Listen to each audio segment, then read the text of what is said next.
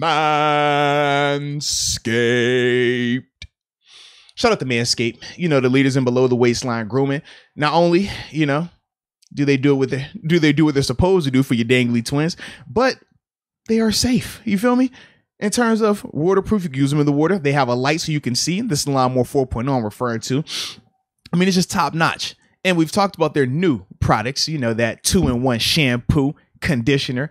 Gotta have a shampoo and conditioner, and you have to couple that with the body wash. All right, so that way you can get your head, you can get your shoulders. That body wash, you get your knees and your toes, as we've already told you numerous times. Okay, and anytime when you manscape, sometimes you got a little excess hair, right? They might roll off. Well, when you use the body wash, they can get the rest of it off as well. And then when you get out the shower and you get all dressed and you got your taco meat showing out, you just hit it with that little cologne, and you'd be good to go. But as we always do when we talk about products, we have promo codes, because if you don't have promo codes, what do you have in this world? All right. So the promo code is MOATS. Use that, man. You will get 20% off of your purchase along with free shipping worldwide. That made it sound like real big, right? Yeah. Worldwide. I think it should be. Manscaped's doing some good things. Absolutely, they are. And the fact that they're rolling with us means that we're going to roll with them, and we're glad to have them on board. So shout out to Manscaped. And trust me on this one, man. Your delicate twins, they'll thank you. All right, let's go. Don't like the day. Okay. For the culture. You want to go first? Sure. All right. Give it to us the right way. This one's pretty easy. This is probably the most glaring thing that's going on with the Chargers right now. You want to talk about our missed tackles, some of our struggles in the running game? Bruh. And you mentioned, what would it look like if Najee Harris went up against our defense? We might get a chance right here. Bruh. And actually a worse version of that with the Chargers. Because they lead the league in missed tackles. Bruh, it's bad. And our second to last in rush defense, no matter what metrics you want to look at. I mean, they're bottom of the barrel right now. Bro. It's bad. Yeah, teams are running all over them. So that's number one. Mm-hmm. Their rush defense, you can't like. Their missed tackles, you can't like. Yeah. For me, you said the missed tackles. I had their run defense. Bro. Guys are coming downhill when they're playing this defense, man. And they're getting 3-4 yards for they're getting touched at times. Now, I don't know if our O-line is to the level of some of these other O-lines, but they can't be that much off. That's all I'm saying. This is definitely one of those ones where I'm really excited about seeing how our O-line plays in the run game. Because they struggle, in a big way, man. They struggle. And like you said, they cannot tackle. It is bad. I hope this isn't one of those games where we're like, which team, tackles the worst? And we're like, oh, we got 15 missed tackles. Oh, we got 17 missed tackles. God, I don't want to see that. Number two, I'll be honest with you. I was struggling to come up with a dislike list because... You like them a lot, man. No, I just don't think there's anything to dislike that much. There's nothing glaring. Yeah, there's nothing glaring. I guess maybe you can say from some of the stuff I read, even some of the stuff I watched, did they get a little too conservative at times on offense?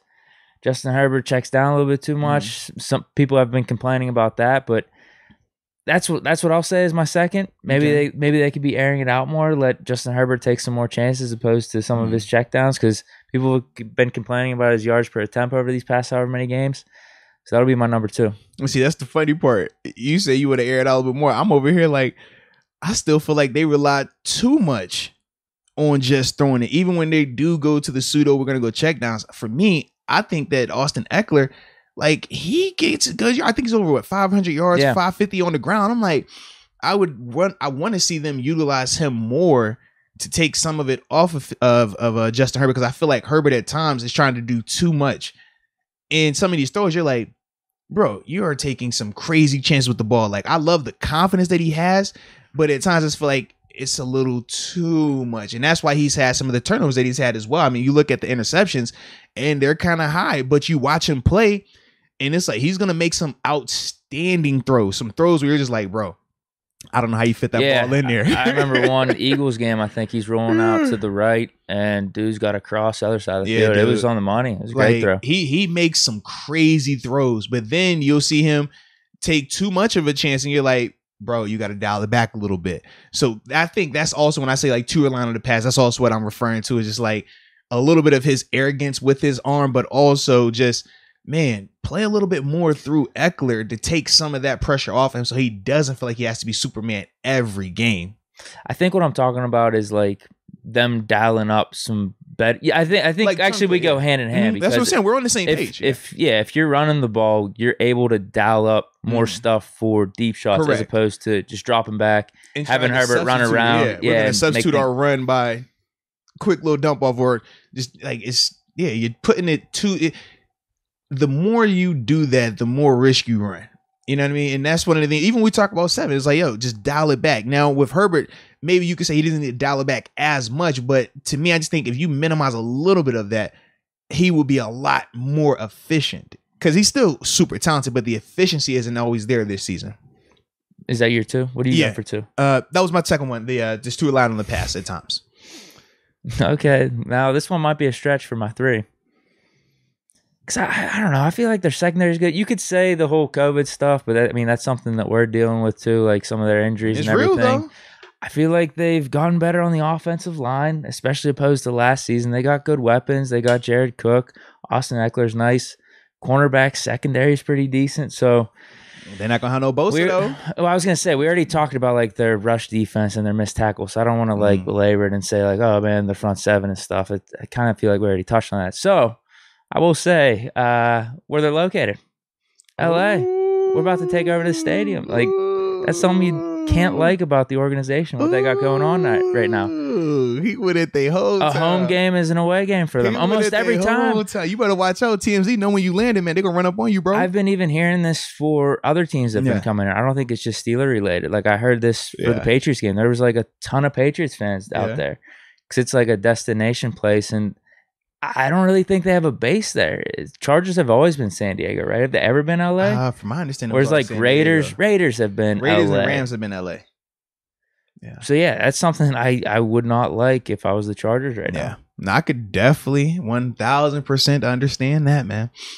For me, my third thing, I like how you went location. That's clear. I'm gonna say pass protection though. Have they improved the O-line? They have. But I still feel like you can get after this group at times. Now, who's the right tackle? He's the one for me, because I know Slater. Slater is actually like, I like him a lot. Rashawn He's got a unique name. Yeah, the guy on the it's right tackle. Storm Norton. That's who it is. Yeah, because it was supposed to be Brian Balaga, but obviously he's on injury reserve. But yeah, Storm. Oh shoot, I forgot. I don't know what TJ we're getting this weekend. Or if we're even getting him. Yeah. Because the whole time I was watching, I'm like, bro, TJ is going to feast. This is going to be a TJ game. I'm excited about this. We're not going to know any news right now either. We might know tomorrow. Yeah. There you go.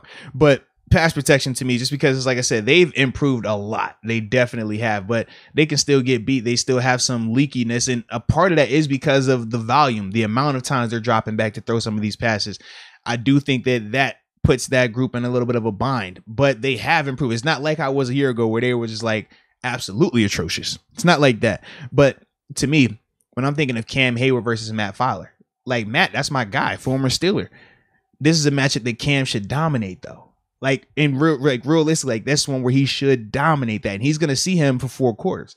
Alex Highsmith versus the rookie Rashawn Slater. I think that's gonna be a really good matchup. Yeah, Alex has been playing well, but Rashawn has been looking good. A high pedigree guy, Alex has been going up against some good left tackles, though. He has, though. He definitely has.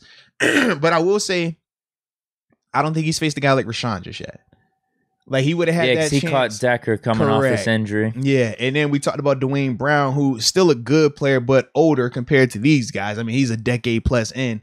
You know what I mean? So this one is going to be good, though, to see him versus this guy right here. You know what I mean? In terms of Slater, because Slater, young, could move. I thought that in terms of Highsmith versus, what was the cat in Cleveland?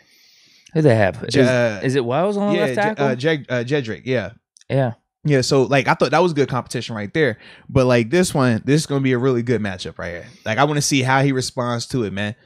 Because if he can make this look like how it's been looking these past couple weeks, we might be on to something serious. Yeah, I like this matchup. It could be something serious, man. I like this matchup for us a lot. Absolutely, man. Now, you brought up Matt Fowler. Mm-hmm. This is interesting little hypothetical here. My dog.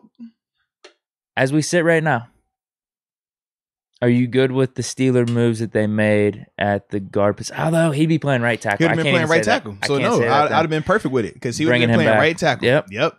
And that was yes. Never mind. That was my thought the whole time. Like, bro, he'd have been a right tackle. This would have been solidified because he can play right tackle at a high level. What about at guard though? Between Turner, Dotson, Fowler, do you think it's equal enough that was a good move? To me, the issue wouldn't have been, keeping Trey Turner versus Fowler because they play opposite sides. The issue was always going to be if you keep Fowler, it holds back Dotson.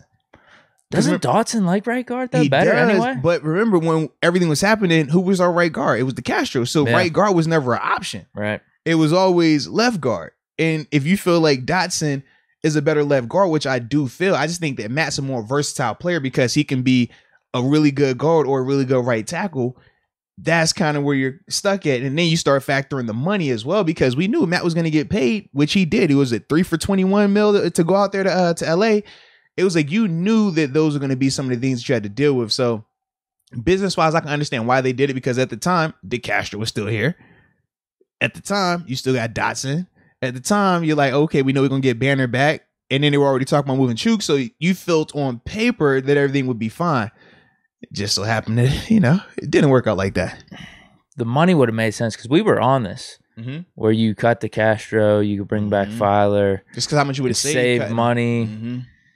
Yeah, it kind of sucks that we don't have him at right tackle. 3 people that we said you get rid of to save money, they did, but just bad timing. Bad timing. Steven Nelson, Vince Williams, David DeCastro.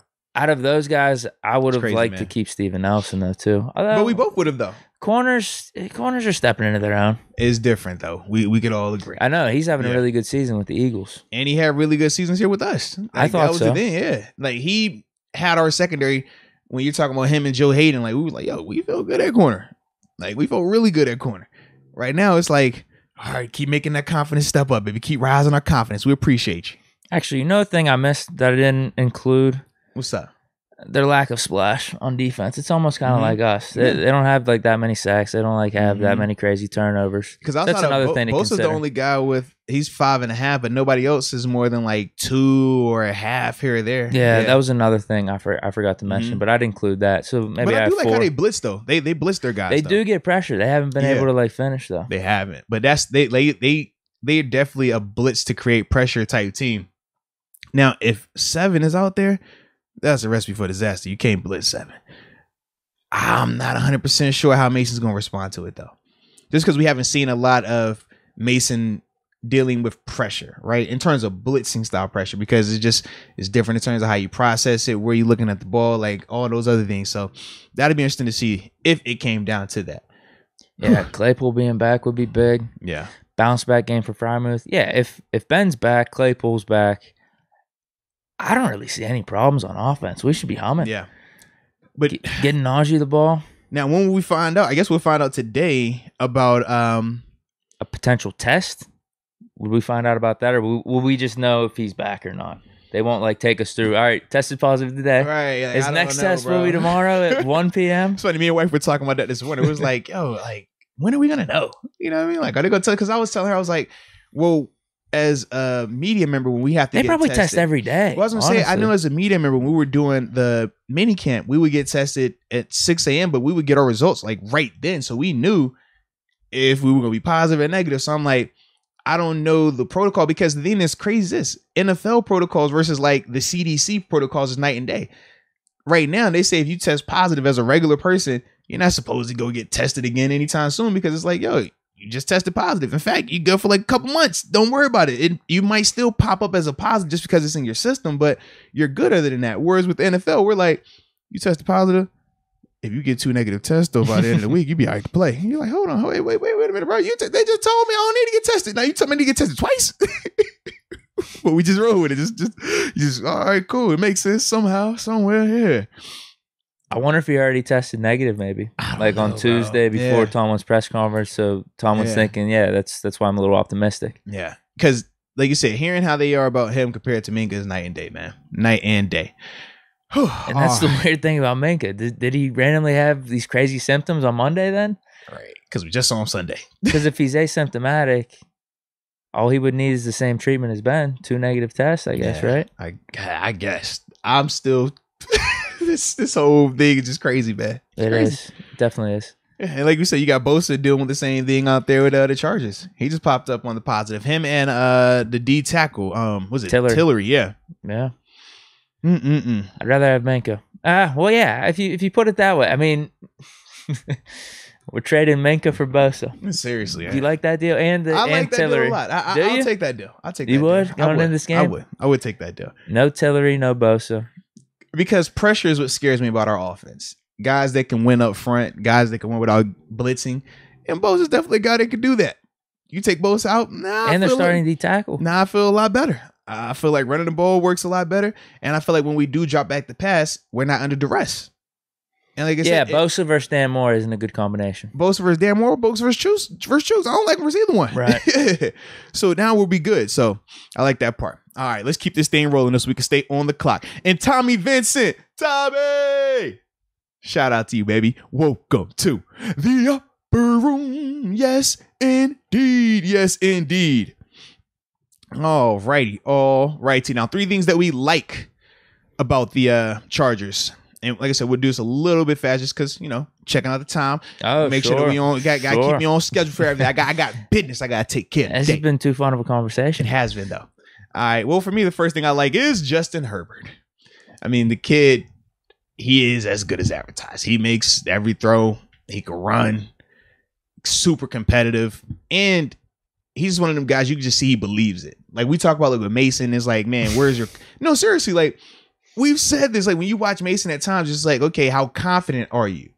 When you watch Herbert, it's like watching how 7 looks. Like certain guys just have a natural belief that, dude, if the ball's in my hand, we're fine. And it's contagious. You watch how the players, they believe that, hey, man, if the ball's in his hand, he gonna get it done. Kind of we just talked about 7, was it Monday? Monday's episode. Talking about the intangibles between like Mason and Ben. Like it's certain things that certain players, they just have that man. The ed factor. You look in his eyes, he believes it. It's real. If he believe it, we believe it. And he has the talent to match it, man. So for me, without a doubt, Justin Herbert is the first thing that I like about the LA Chargers. Yeah, I'm with you on Herbert. I definitely think he's the real deal. I think he just got to keep proving it throughout his career, year in and year out. But based off these first 2 seasons, there's no doubt about it. Yeah, he's got a special arm. He's got special mobility back there too to be able to escape the pocket. Yeah, and you're right. Even just like the straight line speed's kind of there. Sometimes it looks a little wonky if he's trying to like make some jukes and stuff, but no, he's solid. I really like Justin Herbert too. So yeah, he's number 1 on my list. Absolutely. Shout out to Logan Newman. I'm looking at the 3 things that Logan Newman likes, and I feel like Logan was cheating off my paper. Logan says Justin Herbert with the Oregon Duck emoji. Says the wide receivers, and then he goes Derwent James. Well, for me, the next thing I want to talk about that I like is Derwent James, because as I've been on record numerous times, he is my favorite safety when he is healthy. Because the dude, he just does it all. Splash, tackling, communication, big speed, athletic, could guard anything. Like I just love his game, and when he is healthy, it shows. I mean, I think he's sitting with 80 tackles right now. And like the dude, oh yeah. The dude, he screams productivity. Like when you watch him play, he's one of those guys on defense. He jumps off the tape. Like I always say, when I cut on the tape, I don't want to have to look for you. You should be flashing, flash. And he flashes a lot, man. My number 2, similar to what he was saying with the wide receivers, I would just say they're weapons overall on offense. I like Jared Cook at tight end. Obviously, Mike Williams, Keenan Allen. And Austin Eckler at running back. That's a really good combination. That's 4 really solid pieces. Now their depth at receiver, I would say, is kind of lacking. I mean, they'll make plays when they're called upon, but yeah, your 2 main guys with Allen and Mike Williams, both having pretty good seasons. Jared Cook brings a mismatch at tight end.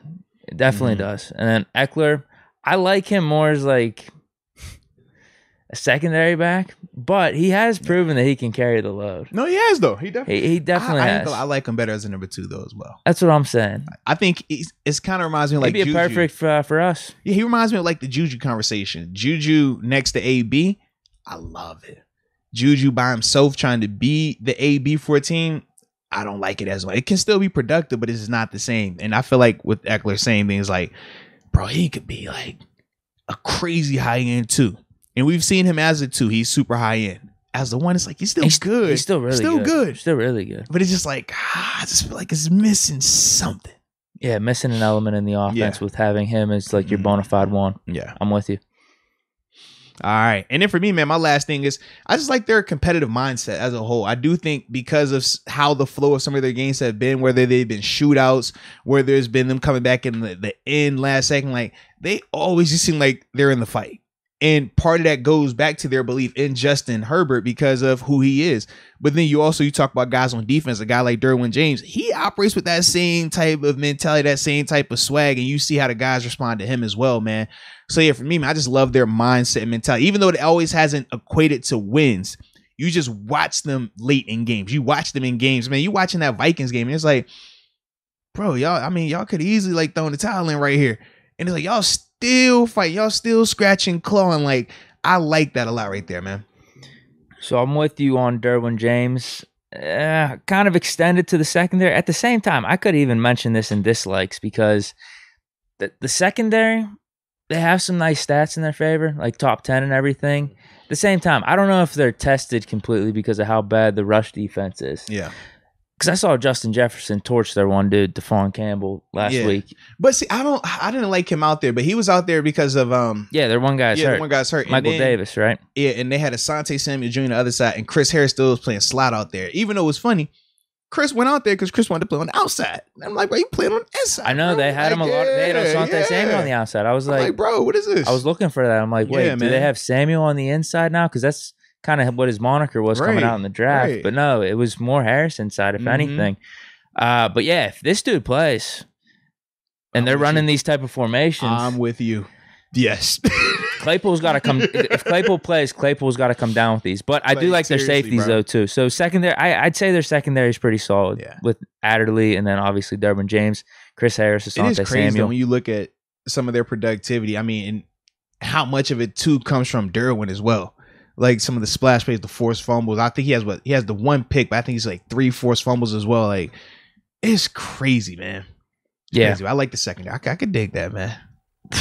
If we can't for some reason run the ball, I don't think we're going to have problems. It's almost, we were talking about the Browns defense. That's kind of how I feel about this. Yeah. If we should be able to get things going on the ground. But if for whatever reason, I know people would point to maybe some of the stats that are going on with the Chargers and their pass defense.